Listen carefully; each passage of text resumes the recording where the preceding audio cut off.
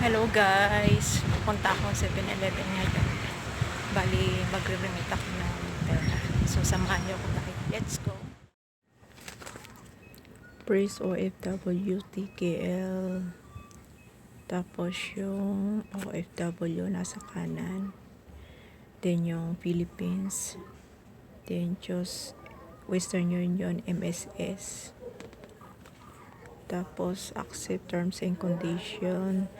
Then enter your alien resident certificate number, which is 2 capital letter, then 8-digit number. Confirm. Then press the blue. Then enter your 4-digit of mobile number. Confirm. Then select recipient in currency. Then press the select. Then choose.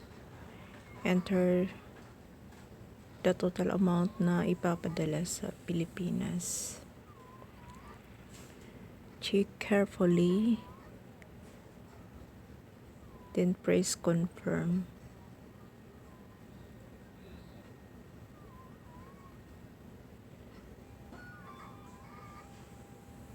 Tapos, check ng mabuti. Then, after i-check, press the select button.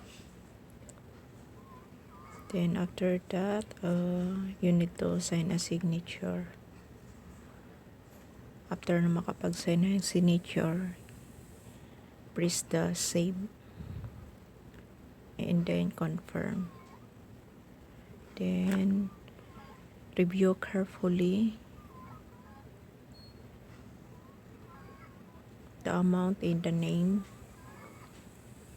and waiting to print out into the machine, and after that going to cashier area for a payment. It's done.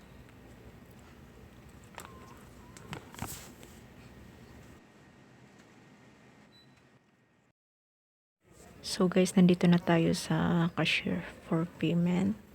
Oh, by the way guys, don't forget to subscribe my channel and likes my video and press the notification button para ma-update kayo ng bago kong video na i-upload. Thank you for watching. Ayan guys, nakita niya yung resibo. Iscan nila yan. Tapos wait na lang natin. So it's done.